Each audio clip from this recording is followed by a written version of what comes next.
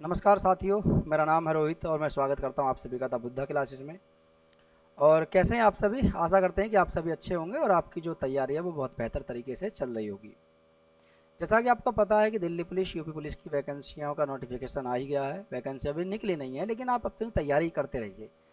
चाहे आप किसी भी एग्ज़ाम की तैयारी कर रहे हों, चाहे आप एसएससी की तैयारी कर रहे हों, ठीक है, किसकी, एसएससी की, या आप रेलवे की तैयारी कर रहे हों, या आप बैंक की तैयारी कर रहे हों,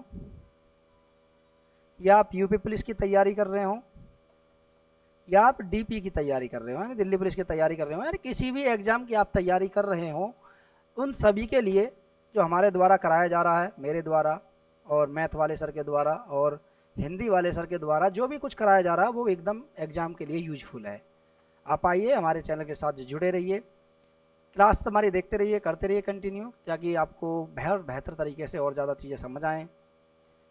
जो भी चीज़ें समझाई जा रही हैं उनका एक नोट्स बना लीजिए। जिस तरीके से यहाँ पे बनवाए जा रहे हैं उसी तरीके से अपना एक नोट्स बना लीजिए और एग्ज़ाम टाइम पे उन्हीं नोट्सों को आप रिवाइज कर लीजिए। इनसे बाहर कुछ नहीं जाएगा, क्योंकि देखिए, हम क्या है कि हम एग्जाम पिछली साल के पेपर भी उठाते हैं, क्वेश्चन पेपर भी उठाते हैं, वहाँ से भी क्वेश्चन लेकर के आते हैं, थॉटिकल उनमें से भी कुछ बनाते हैं।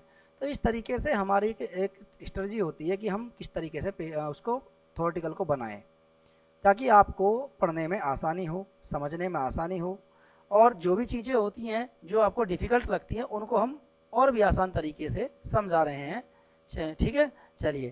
तो आज का ये जो हमारा उद्देश्य है बताने का, वो इसलिए यही है कि आप तैयारी कीजिए, बहुत मेहनत कीजिए। और आपको पता है कि जैसा कि अब एक वैकेंसी पर लगभग कम से कम 50 से कम तो बच्चे नहीं जाते हैं। यानी अगर एक वैकेंसी निकल रही है, एक वैकेंसी है, तो उसके लिए कम से कम 50 स्टूडेंट, यानी 50 स्टूडेंट ऐसे हैं जो उसे उसका एग्ज़ाम फॉर्म भरेंगे। यानी 50 स्टूडेंट ऐसे हैं जो एग्ज़ाम फॉर्म भरेंगे। तो इसका मतलब ये है कि भाई साहब, बाकी जो 49 यानी 49 स्टूडेंट है वो तो बाहर जाएंगे, बाकी एक स्टूडेंट ही जाएगा इस वैकेंसी पे। तो वो एक स्टूडेंट उन 50 में से वो जाएगा जिसकी तैयारी बहुत ज़्यादा होगी, बहुत बेहतर तरीके से होगी। आप पता है जैसा सिस्टम चल रहा है उस तरीके से तो आप देख सकते हैं कि कुछ के अपने कुछ करेक्शन भी होते हैं कि हम इस तरीके से चले जाएंगे, हम उस तरीके से चले जाएंगे, ठीक है। लेकिन आपकी मेहनत को कोई नहीं रोक सकता है। कहते हैं कि मेहनत कर, पसीना बहा।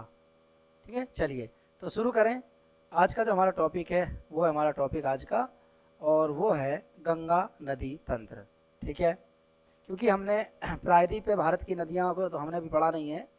ये मैंने नदी तंत्र बताए थे कि नदी तंत्र कितने प्रकार के होते हैं, और नदी तंत्र को लेकर के मैंने बात करी थी। नदी तंत्र, ठीक है, नदी तंत्र की मैंने बात करी थी, इस नदी तंत्र को लेकर के। और मैंने बताया भी था कि नदी तंत्र दो प्रकार का होता है। ठीक है, एक हिमालय नदी तंत्र है। क्या है जी? हिमालय नदी तंत्र। और दूसरा क्या था? प्रायद्वीपीय नदी तंत्र। ठीक है,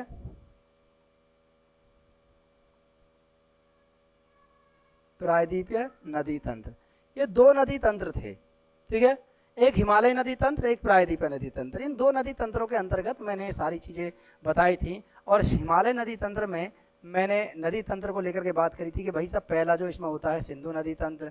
ठीक है, सिंधु और उसकी सहायक नदियाँ। नंबर 2 की बात करी थी गंगा नदी तंत्र। ठीक है, गंगा और इसकी सहायक नदियाँ। तो इसकी से पहला हमारा ये हो गया, दूसरा हमारा ये था गंगा नदी तंत्र, और तीसरा जो हमारा है वो हमारा ब्रह्मपुत्र नदी तंत्र। कौन सा है? ब्रह्मपुत्र नदी तंत्र, ब्रह्मपुत्र नदी तंत्र। ठीक है, तो 3 नदी तंत्र है हमारे पास। गंगा नदी तंत्र, ये भी आप जानती हो, गंगा नदी तंत्र, और इसी के साथ साथ सिंधु नदी तंत्र। ये 3 नदी तंत्र हमारे जो हमारे हिमालय नदी तंत्र के अंतर्गत आते हैं। और इन्हीं से क्वेश्चन बार बार रिपीट भी होते हैं, पूछे भी जाते हैं कि सिंधु नदी तंत्र क्या होता है, गंगा नदी तंत्र क्या होता है, ब्रह्मपुत्र नदी तंत्र क्या होता है, और इनकी कुछ प्रमुख सहायक नदियां हैं, उन नदियों से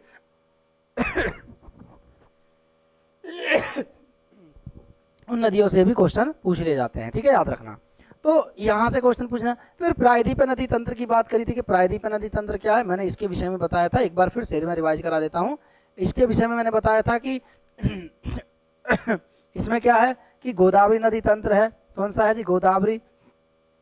एक बड़ी बड़ी नदी तंत्र की देखें तो गोदावरी, कृष्णा, ठीक है, कृष्णा, ठीक है, और कावेरी, कावेरी, और इसी के साथ साथ कावेरी के साथ साथ, ठीक है, नर्मदा, ठीक है, नर्मदा, और इसी के साथ साथ तापी। ठीक है, क्या है जी, तापी। तो ये नदी तंत्र थे जो मैंने इसके अंतर्गत इनके बारे में मैंने बात करी थी, चर्चा करी थी, विषय में बात करी थी। प्रायद्वीप नदी तंत्र अभी हमने नहीं पढ़ा है। हिमालय नदी तंत्र के अंतर्गत हम चीज़ें को पढ़ रहे हैं।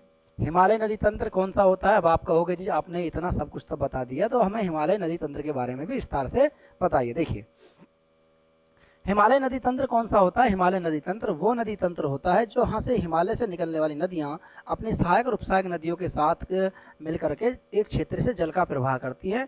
ऐसे तंत्र को नदी तंत्र कहा जाता है। हिमालय से निकल रही है तो इसलिए हिमालय नदी तंत्र हो गया।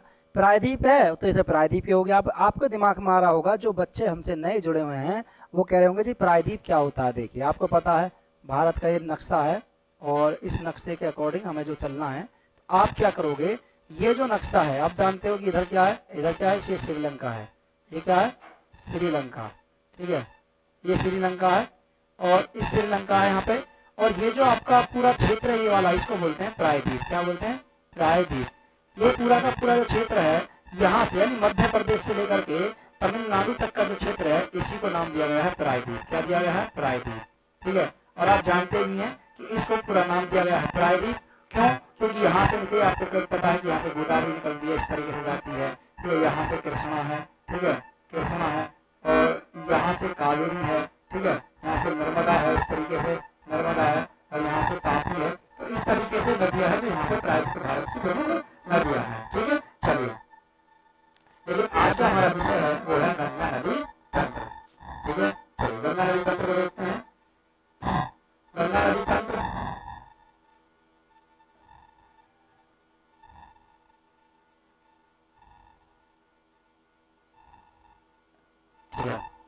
आज जो है वो है गंगा नदी तंत्र।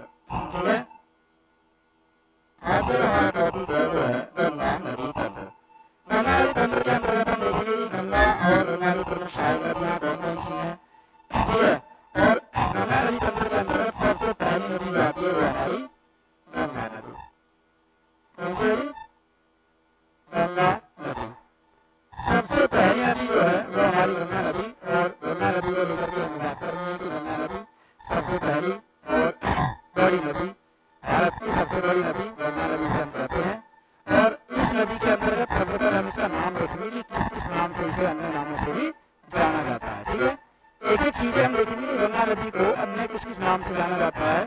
तो सबसे पहले क्या आएगा, इसका नाम, गंगा नदी के नाम क्या क्या है। ठीक है, सबसे पहले कि गंगा नदी के नाम क्या क्या है, अन्य किस नामों से जाना जाता है गंगा नदी को। तो आप क्या कहोगे, गंगा नदी को क्या कहा जाता है? कि गंगा नदी को, ठीक है, उत्तराखंड के उत्तरकाशी में भागीरथी नदी के नाम से भी जानते हैं। किसके नाम से? भागीरथी। ठीक है, भागीरथी नदी। ठीक है, भागीरथी नदी। अब आप कहोगे कि ये भागीरथी नदी कहाँ है और किस क्षेत्र में, यानी कौन से स्थान पर इसे भागीरथी नदी कहा जाता है। तो आपका क्या क्वेश्चन रहेगा, आप कहोगे कि इसे कौन से उसमें कहा जाता है भागीरथी नदी। तो मैं कहूँगा कि देखिए, जब यह नदी उत्तराखंड के उत्तरकाशी से निकलती है, ठीक है, तो उत्तराखंड के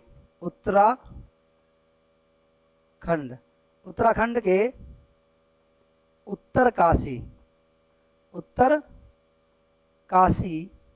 में इसे इस नाम से जानते हैं, इस नाम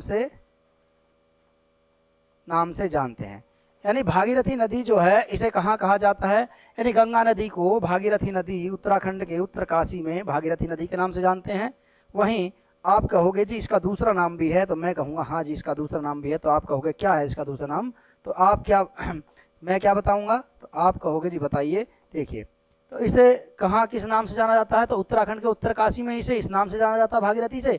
लेकिन इसे एक नाम भी दिया गया है जिसका नाम है पद्मा। क्या नाम है जी? पद्मा। तो पद्मा इसे कहाँ कहा जाता है, तो आप क्या कहोगे जी पद्मा नाम जो है इसे कहाँ दिया जाता है। तो इस नदी को पद्मा नाम जो दिया जाता है वो कहाँ दिया जाता है, इस नदी को पद्मा नाम। तो इस नदी को पद्मा जो कहा जाता है वो कहाँ कहा जाता है, यानी बांग्लादेश में। कहाँ जी?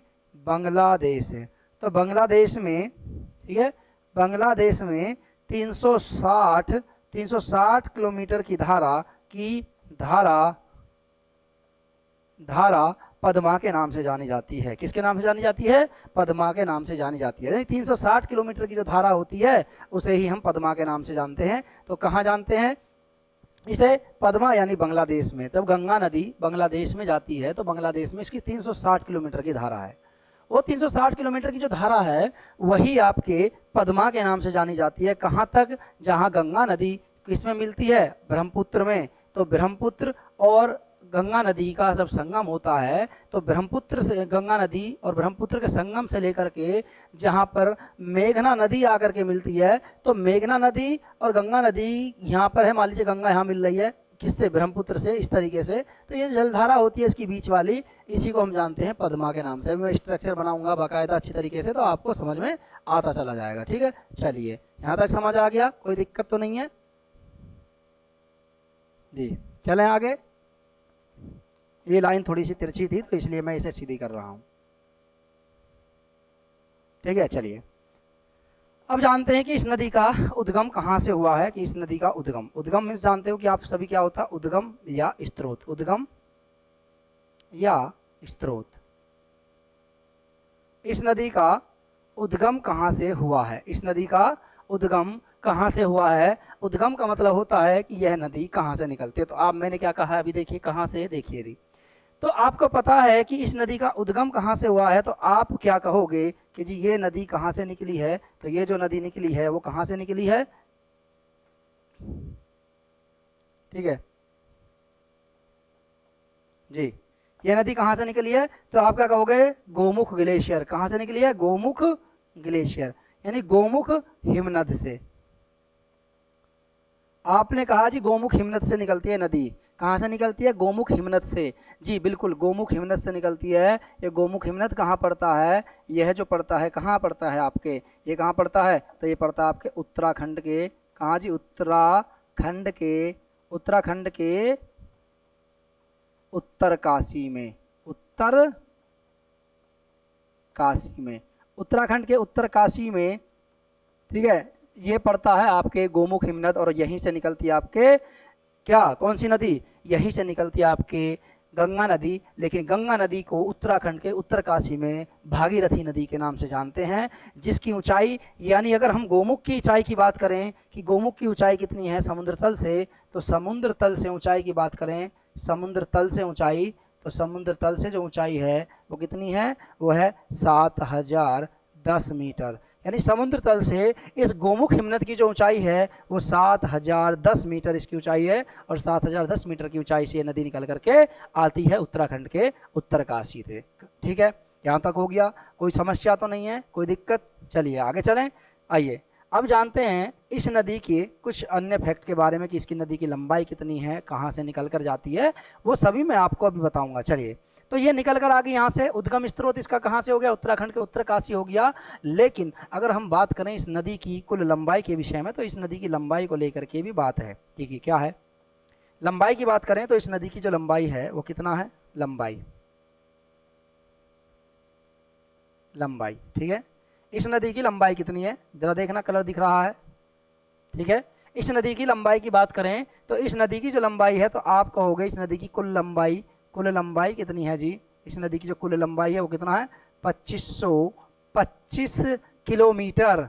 2525 किलोमीटर इस नदी की कुल लंबाई मानी जाती है। लेकिन सामान्य तौर पर यह बताया जाता है कि इस नदी की वर्तमान में जो लंबाई है वो 2510 किलोमीटर इस नदी की मात्र कुल लंबाई है। कितना है? 2510 किलोमीटर। लेकिन आप 2525 याद रखना, क्योंकि 2525 ही आपका आता है। ठीक है, चलिए, ठीक है, 2525 ही आता है, इसको याद रख लेना आप।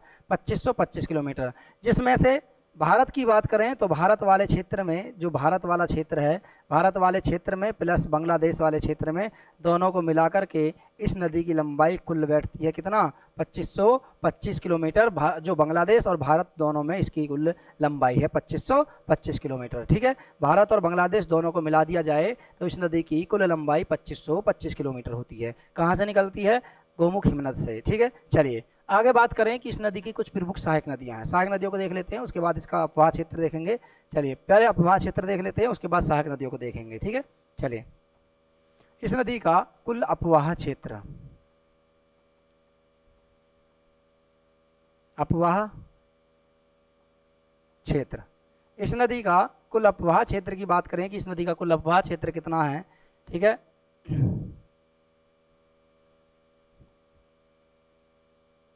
ठीक है, इस नदी का कुल अपवाह क्षेत्र कितना है, तो इस नदी के अपवाह क्षेत्र की बात करें तो इस नदी का अपवाह क्षेत्र है कुल 9 लाख, कुल कितना है 9 लाख, ठीक है,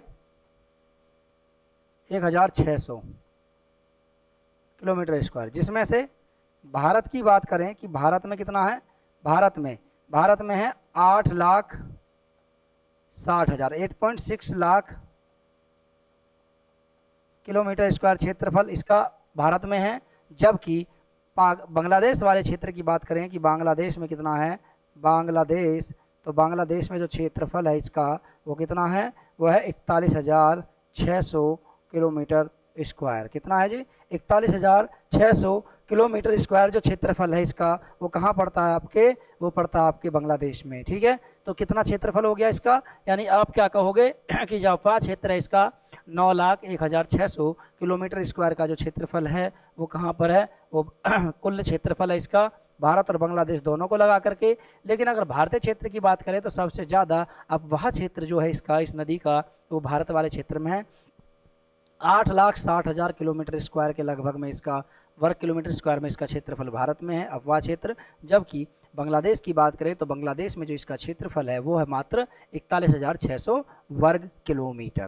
ठीक है, चलिए इस नदी की कुछ अन्य तथ्यों की बात करें, अन्य बिंदुओं की बात करें तो इस पर आपको एक पॉइंट लिखना है कि यह नदी भारत के 5 राज्यों से होकर गुजरती है। कितने राज्यों से, यह नदी, यह 5 राज्यों से, 5 राज्यों से गुजरती है। ठीक है, अब ये 5 राज्य कौन कौन से हैं, तो देखिए 5 राज्यों की बात करें तो इन 5 राज्यों में आप क्या कहोगे, नंबर फर्स्ट तो यूपी, नहीं सॉरी यूके कहोगे आप, क्या कहोगे, यूके, यूके मीन्स उत्तराखंड। तो उत्तराखंड, यह उत्तराखंड से निकलती है, उत्तराखंड से निकलती है और उत्तराखंड से निकलने के बाद ये कहाँ जाती है, फिर ये जाती है जी यूपी। तो उत्तराखंड यूपी, यूपी से जाती है झारखंड, ठीक है, झारखंड, ठीक है, झारखंड, झारखंड के कुछ हिस्से में भी रहती है, झारखंड के साथ साथ बिहार, बिहार और बिहार के साथ साथ आपका जो 5वां आता है उसका नाम है वेस्ट बंगाल, वेस्ट बंगाल। यानी ये 5 राज्यों से होकर गुजरती है, उत्तर प्रदेश, सॉरी ये है भारत के 5 राज्यों से होकर गुजरने वाली एक नदी है जिसे हम गंगा नदी के नाम से जानते हैं। इसलिए यह नदी उत्तर प्रदेश में इसका सबसे ज़्यादा लंबाई है, यानी सबसे ज़्यादा लंबाई, सबसे अधिक लंबाई, सबसे अधिक लंबाई सबसे अधिक लंबाई, यानी आप क्या कहोगे, गंगा नदी की सबसे अधिक लंबाई किस राज्य में पड़ती है, तो आप कहोगे उत्तर प्रदेश में कितना है, 1140 किलोमीटर की जो लंबाई है वो आपके कहाँ है, उत्तर प्रदेश में। तो उत्तर प्रदेश में सबसे अधिक लंबाई है इसकी, जो 5 राज्यों से गुजरती है। यानी कितने राज्यों से, यह नदी भारत के 5 राज्यों से गुजरती है, जिसमें से उत्तर प्रदेश में इस नदी की सबसे अधिक लंबाई है 1140 किलोमीटर। यह उत्तर प्रदेश के 28 जिलों से होकर गुजरती है, कितने से, 28 जिलों से होकर गुजरते हैं, इसको भी याद रखना। यह उत्तर प्रदेश के 28 जिलों से होकर गुजरती है, कितने जिलों से, 28 जिलों से होकर गुजरती है। ठीक है, यह उत्तर प्रदेश के 28 जिलों से होकर गुजरने वाली एक नदी है जिसे हम गंगा नदी के नाम से जानते हैं। ठीक है, इसको भी याद रखना अब। ठीक है, यह एक अंतर्राष्ट्रीय नदी है, इसको भी आप याद रखना। ठीक है, मैं लिख देता हूं इधर कि क्या है इसमें, यह एक अंतर्राष्ट्रीय नदी है, गंगा नदी, गंगा नदी एक अंतर्राष्ट्रीय नदी है। ठीक है, देखिए अंतर्राष्ट्रीय नदी कौन सी होती है, अंतर्राष्ट्रीय नदी वो नदियां होती हैं जो एक देश के अलावा, यानी एक के साथ साथ अन्य देशों से भी होकर गुजरती है। अंतर्राष्ट्रीय नदी क्या होता है, अंतर्राष्ट्रीय नदियां वे नदियां होती हैं जो एक देश के साथ साथ 2 देशों से, ठीक है, 2 या दो से दो या दो से दो या दो से अधिक अधिक देशों से, दो या दो से अधिक देशों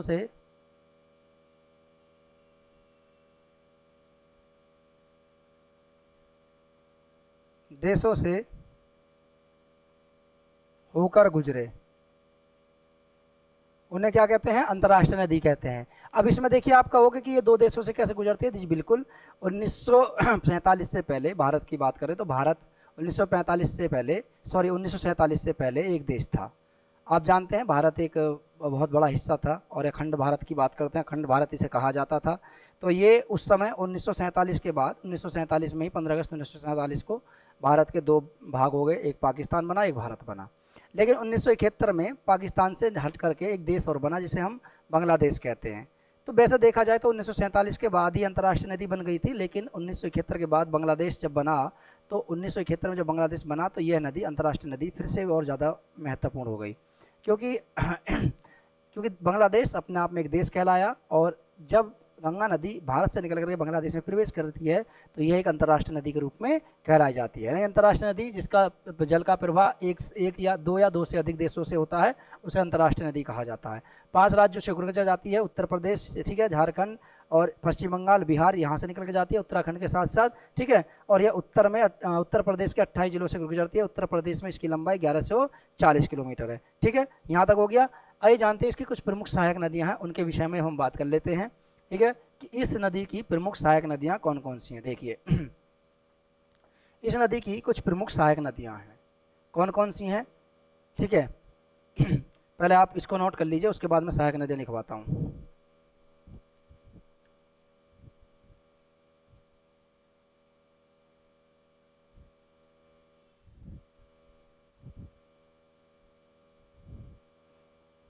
जी लिख लीजिए इसे।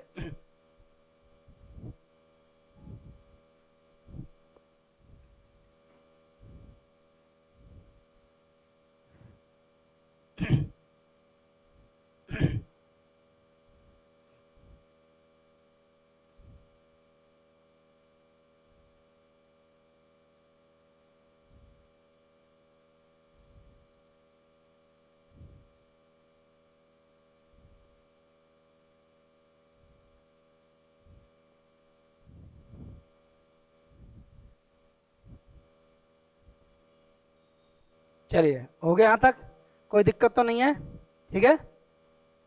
चलें, इसको थोड़ा मैं साइड कर देता हूँ इधर, ताकि फिर बाद में इसको ले आएंगे यहीं पे ही, ठीक है। थोड़ा साइड कर देता हूँ मैं इसे, ठीक है, जिससे कि मैं इसकी कुछ प्रमुख सहायक नदियों को लिख दूँ। तो यहाँ तक हो गया, आप चाहे देख सकते हैं, इसको नोट कर लीजिए, फिर मैं उसके बाद इधर को कर दूंगा, ठीक है। यहाँ से आपकी सहायक नदियों को देख लीजिए आप, सहायक नदियाँ, ठीक है। तो यहाँ से हो गया ये गंगा नदी तंत्र, और गंगा नदी तंत्र के साथ साथ आपने ये चीज़ें देख ली हैं। तो आप इसको थोड़ा सा मैं इस तरह साइड में कर दूंगा, तो इधर मैं सहायक नदियाँ लिख दूंगा, ठीक है। चलिए सहायक नदियाँ आइए देखते हैं, गंगा नदी की प्रमुख सहायक नदियाँ, ठीक है, गंगा नदी की प्रमुख सहायक नदियाँ, ठीक है। देखिए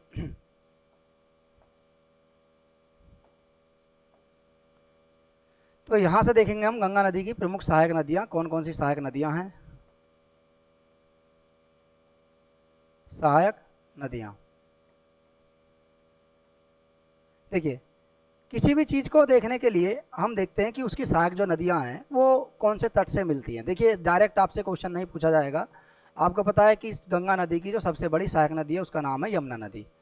लेकिन अब यहाँ पर क्वेश्चन डायरेक्ट इस तरीके से नहीं पूछा जाएगा कि आपसे यमुना नदी ही पूछ ले डायरेक्ट कि जब बताइए कि गंगा नदी की सबसे बड़ी सहायक नदी कौन सी है, नहीं।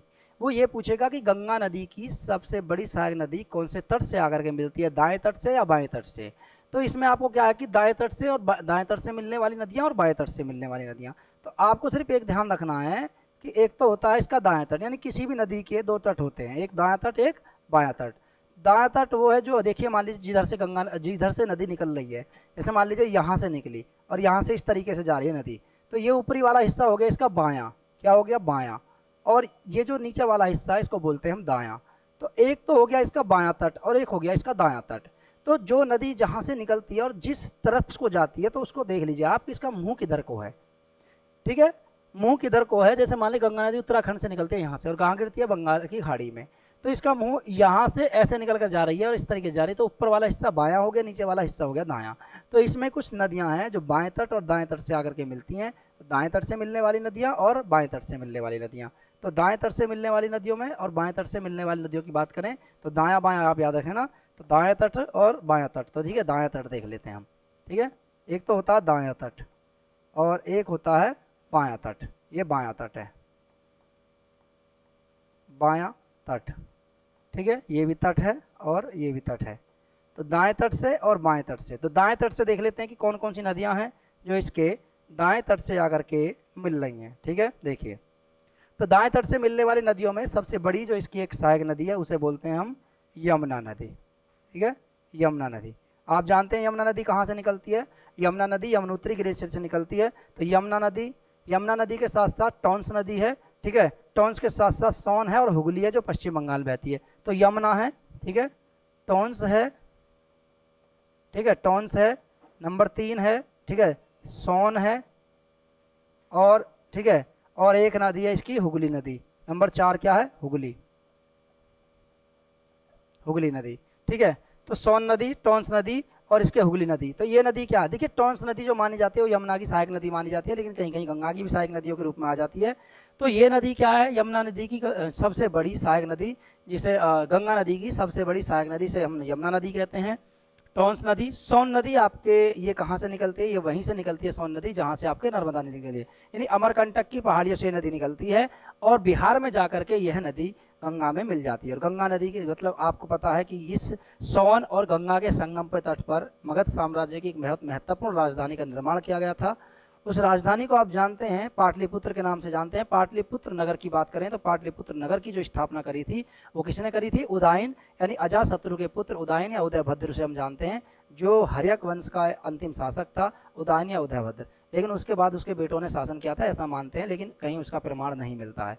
तो पाटलिपुत्र नगर की स्थापना गंगा व सोन के संगम के तट पर की गई थी, किसके द्वारा, उदयन या उदयभद्र के द्वारा। तो ये इसकी दाएं तट से मिलने वाली नदियां, यमुना नदी सबसे बड़ी सहायक नदी, 1380 किलोमीटर इसकी लंबाई है।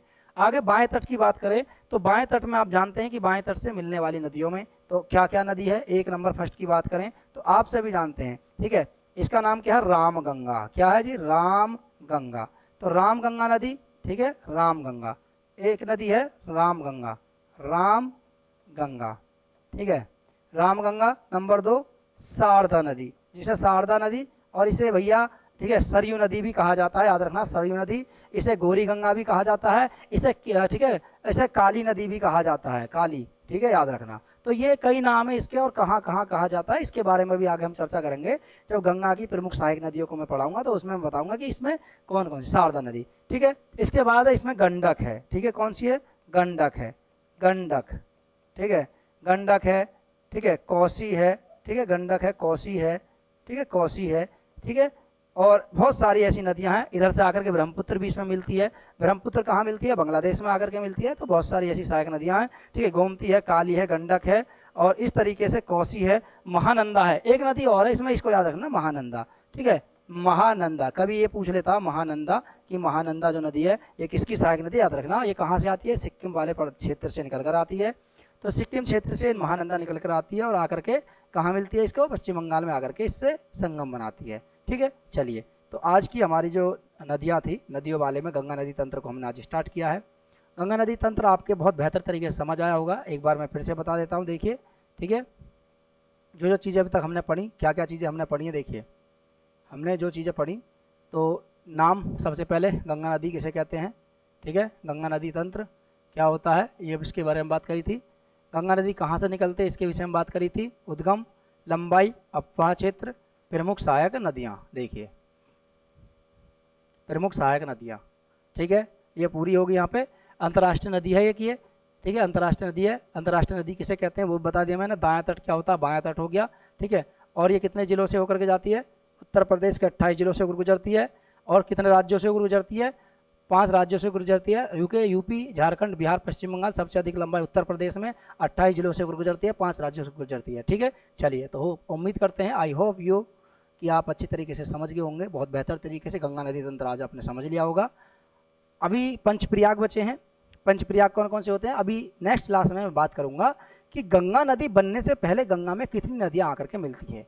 उस क्लास में मैं पंचप्रयाग और प्रमुख सहायक नदियां एक एक करके दिखाऊंगा कहाँ से निकल कर आती है और कहाँ करके इसमें मिलती है।